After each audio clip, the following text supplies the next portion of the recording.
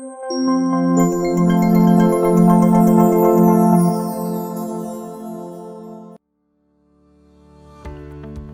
суралцах төлөвлөгөө. Хувийн суралцах төлөвлөгөөг шинээр хэлсэн, хөтөлбөр сольсон, шилжсэн суралцагч тухайн улирлын хичээл сонголт эхлэхээс 7 хоногийн өмнө зохионо. Зохиосон хувийн төлөвлөгөөнд өөрчлөлт оруулах бол улирал бүрийн 13, 14 дахь 7 хоногт өөрчлөх боломжтой. Хувийн төлөвлөгөө зохиосон суралцагч хичээл сонголтын эхний 7 хоногт хичээлээ сонгох давуу эрхтэй. Харин хувийн суралцах төлөвлөгөө зохиогоогүй тохиолдолд суралцагч хичээл сонголтын нийт 10 хоногийн сүүлийн 3 хоногт төлөвлөгөө зохиож хуваар сонгоно. Энэ үед хичээлийн суудал багтаамж хязгаарлагдаж тухайн улирал төлөвлөсөн нийт хичээлээ сонгож чадахгүй байдалд хүрэхийг анхаараарай. Батлагдсан сургалтын төлөвлөгөөг харах. CC сургалт удирдлагын мэдээллийн системийн хөтөлбөр зэснээс сурч буй сургалтын төлөвлөгөө болон тухайн төлөвлөгөөний хичээлийн уялдаа холбоог харах боломжтой. Хөтөлбөр зэсний сургалтын төлөвлөгөө зэсээр өөрийн сурч буй төлөвлөгөөнөөс ямар хичээлийг судалсан болон судлаагүй, заавал болон сонгон судлах хичээлүүдээс нийт хэдэн багц цаг судалсан талаарх мэдээлэл болон англи хэлний агсан дунд түвшний болцол хангасан эсхийг мэдэх боломжтой. Мөн боломжит үйлдэл хэсгээр өөрийн сурч буй хөтөлбөрийн батлагдсан төлөвлөгөөг харах боломжтой.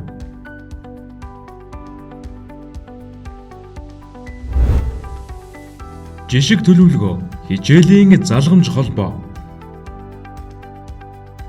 Хувийн төлөвлөгөө зохиохоос өмнө жишг төлөвлөгөө болон хичээлийн залгамж холбоотой танилцах шаардлагатай.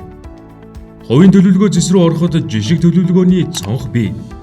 Энэ хэсэг суралцагч таны суралцаж буй төлөвлөгөөнд үндэслэн боловсруулсан жишг төлөвлөгөө байх ба үүнд тухайн улиралд судалвал зохиох бүлэг болон хичээлийн мэдээллийг харуулсан байх тул уг жишгийг баримтлан суралцах хувийн төлөвлөгөөгөө боловсруулна. Хичээлийн уялдаа. Суралцагчдаа энэ хэсэгт өөрийн суралцаж буй төлөвлөгөөнд хичээлүүдийн уялдааг харах боломжтой. Ингэхдээ тухайн хичээл дээр дарахад уг хичээлтэй уялдаа холбоотой хичээлүүд ялгарч харагдана. Хичээл дээр дарж уялдааг харахаас гадна баруун доод буланд байрлах хичээлийн жигсаалт хэсгээс уялдаа харах хичээлийн нэрийг бичиж гайлтхийн харах боломжтой. Тухайн төлөвлөгөөний хичээлүүдийг хичээлийн төлөвөөр нь ялган өнгөөр илэрхийлсэн ба аль өнгө нь ямар төлөвийн хичээл болохыг баруун доод буланд байрлах тэмдэгт дээр дарж харах боломжтой. Ерөнхий суурийн хичээл ногоон, мэрэгжлийн суурь хичээл шар, мэрэгших хичээл цэнхэр, чөлөө сонголтын хичээлийг ягаан өнгөөр ялгаж харуулсан байна. Хувийн суралцах төлөвлөгөө зохиох. Энэ хэсэг хоёр цэстэй. Үүнд суралцах улирал.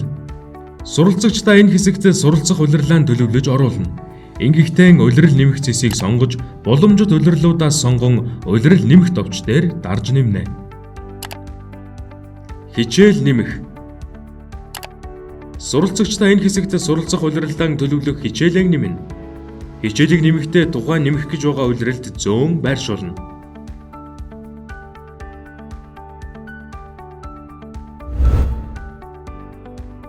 Хичээлийн багтаамж.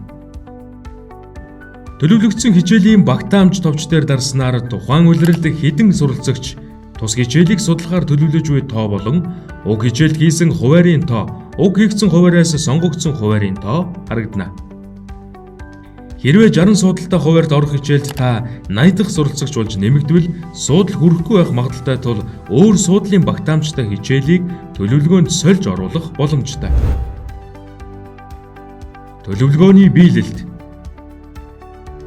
Суралцагчдаа энэ хэсэгт өөрийн төлөвлөгөөний биелэлтийг хянах боломжтой бөгөөд аль бүлгээс хэдэн багц цагийн хичээлийг хувийн суралцах төлөвлөгөөнд төлөвлөх болон төлөвлөснөө харах боломжтой.